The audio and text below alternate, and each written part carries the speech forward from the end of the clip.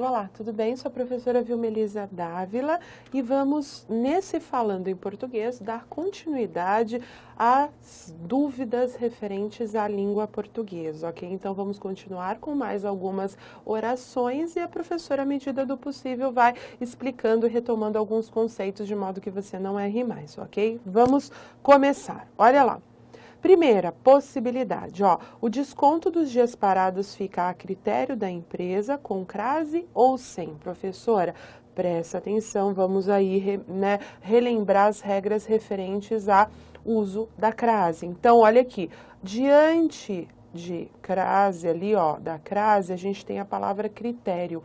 O critério, então, uma palavra masculina. Lembra que diante de palavra masculina não posso usar crase, ok? Então, aqui a segunda forma, portanto, é a adequada, a correta, tudo bem? Então, quando você tiver aquela vontade de fazer uso do sinal indicativo de crase, pense, olhe, o que tem ali depois dessa possibilidade, desse azinho?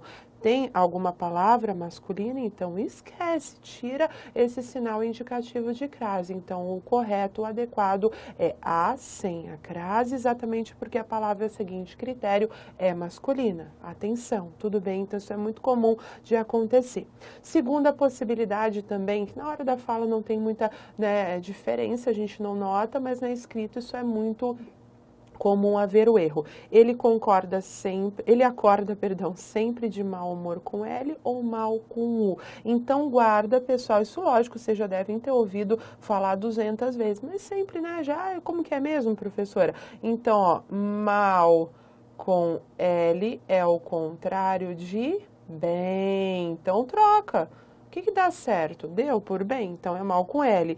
E mal com U é o contrário de bom. Então, nesse caso aqui, ó, ele acorda sempre de bem humor. Então, não é mal com L, é mau humor com U, porque eu posso trocar por bom humor, tá? Então, ele sempre acorda de bom humor. Então, você sempre guarda essa possibilidade aqui que te ajuda sempre, tá? Então, mal com L é o contrário de bem, mal com U, o contrário de bom. Isso é uma regrinha que a gente aprende lá pequeno, mas que sempre, ai meu Deus, como que era mesmo? Tá aqui a possibilidade. Tudo bem? Vamos lá, pessoal. Número 3. Encontramos em difícil situação ou encontramos-nos em difícil situação. Olha a regrinha aqui, pessoal, vou escrever aqui para vocês. Toda vez tivermos um verbo seguido de pronome oblíquo, o, a, os, as, o que vamos fazer? Presta atenção.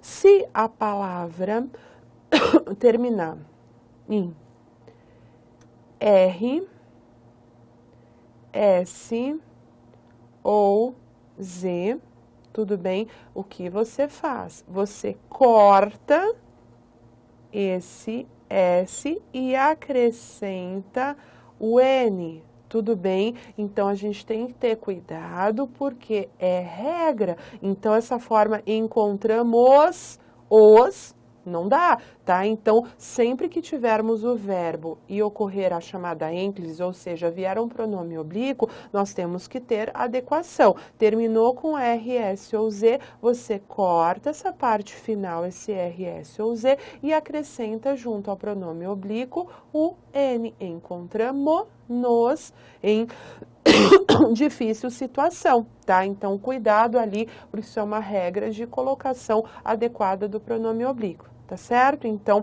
nesse caso, sem dúvida, aí a segunda possibilidade é a mais adequada e aí tem que, rememorar, lembrar de todas essas regrinhas aprendidas lá na época do estudo de análise sintática. Aí você vai falar, professora, e essa regrinha aí, ó, enviamos-lhes o projeto ou enviamos-lhes? O que acontece? Essa regrinha que eu falei para vocês do R, S ou Z só é válida para você tirar essa parte final R, S ou Z se seguido de pronome oblíquo o, a, o e as. Se for seguido do pronome oblíquo lhe ou lhes, permanece normal. Eu não vou tirar o R, não vou tirar o S, não vou tirar o Z. Então, aqui enviamos lhes o projeto de construção da casa. Então, lembra que a regrinha que eu expliquei anteriormente no item 3 refere-se aos pronomes oblíquos o, a, os e as. Se tem o verbo que terminou em R, S ou Z e na sequência o pronome oblíquo lhe ou lhes, nada muda. Você põe lá o pronome oblíquo e deixa o verbo da forma como ele está, sem retirar parte alguma. Tudo bem? Então, atenção aqui, a forma correta, enviamos lhes, não enviamos-lhes, tá? Cuidado ali, porque às vezes o aluno faz associação, se é para um, vale para outro, e não é bem assim, aqui não vale essa regra. Tudo bem? 5.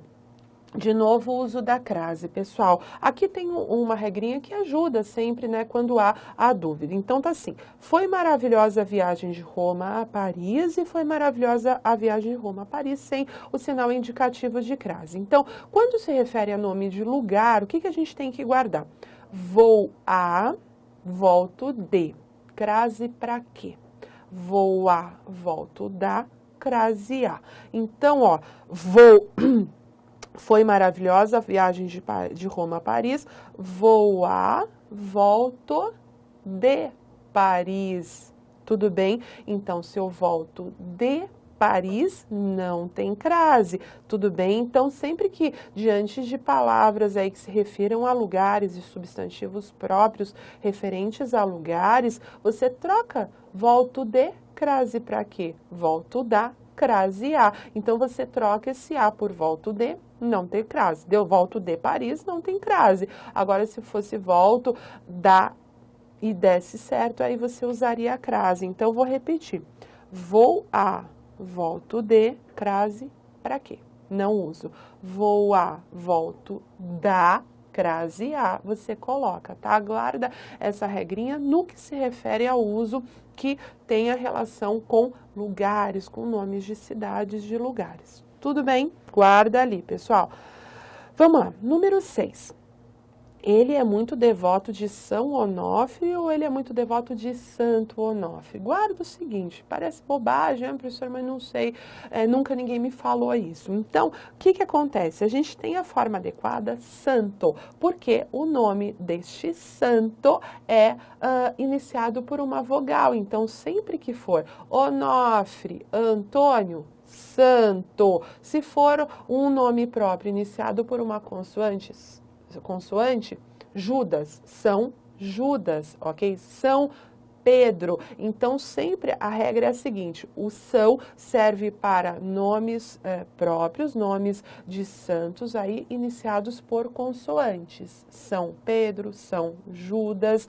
Agora, santo refere-se a nomes iniciados por vogais. Então, aí a forma adequada é Santo Onofre, Santo Antônio, São Judas, São Pedro, São Paulo, porque os nomes, logicamente, são ali iniciados por consoantes, tá? Só mais uma curiosidade que, nossa, não sabia, né, que tem diferença, e tem. Se iniciado por consoante é São, se iniciado por vogal, o nome do santo aí é com São, tá? São Onofre, tudo bem? Cuidado, Santo Onofre, São Judas e assim por diante. Santo, o nome próprio é o iniciado aí por uma consoante e o São iniciado ali por uma vogal, tá? Guarda ali. Número 7, você não adivinha o que aconteceu. Então, a gente tem, né, com muita frequência a gente vê escrito o adivinha sem o i. E não, pessoal, a forma adequada é adivinha, não é um demudo aí não, tá? Então, acabou, né, acontecendo de ser uma forma muito, muito usual e muito comum e o povo, né, o pessoal acha que não tem o i. E a forma adequada é adi, com di, vinha, tá? Cuidado ali na hora de escrever, que isso é erro de ortografia, sem dúvida. Outra forma que a gente também ouve e escreve também errado, devido à precariedade ou devido à precariedade, presta atenção que a segunda forma é adequada, precariedade, não é precariedade, como muitos aí a gente ouve falar. Então, devido à precariedade, cuidado ali na hora da escrita. Nona possibilidade, ele se portou com grande espontaneidade.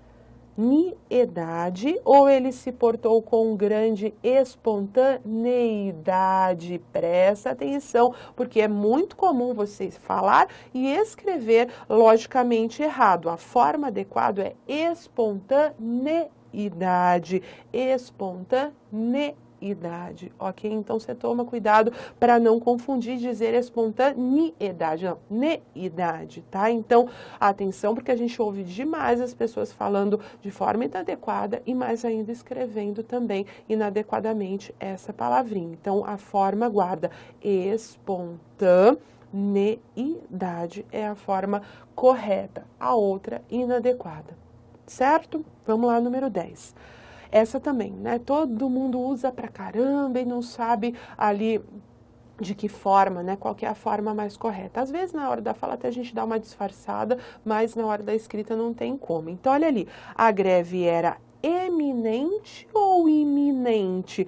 O eminente significa ilustríssimo, elevado, e iminente, com i é o que está prestes a acontecer. Então, aqui a forma adequada, a greve era iminente, é a forma mais adequada, porque a greve está prestes a acontecer, a ocorrer, a começar. Então, guarda aqui, eminente, elevado, alto, ilustríssimo. Agora, iminente é o que está prestes a acontecer. Portanto, a forma mais adequada ali para a nossa oração, ok? Espero, pessoal, que essa pequena aula tenha ajudado você a relembrar de alguns conceitos ou conhecer novas possibilidades e a gente continua na próxima aula, ok? Muito obrigada, até!